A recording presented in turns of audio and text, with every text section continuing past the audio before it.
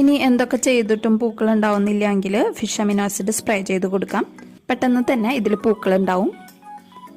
അതുപോലെ നമ്മുടെ വീട്ടിൽ മീനും ഇറച്ചിയൊക്കെ വൃത്തിയാക്കിയതിന് ശേഷം കിട്ടുന്ന ആ വേസ്റ്റ് ഉണ്ടല്ലോ, അതായത് മീനിൻ്റെ തല, കുടല്, വാല്, പിന്നെ അതിൻ്റെ ബ്ലഡ്, അതൊക്കെ ചേർന്ന വെള്ളം ഒഴിച്ചു കൊടുക്കുന്നത് വളരെ നല്ലതാണ് മുന്തിരിക്ക്.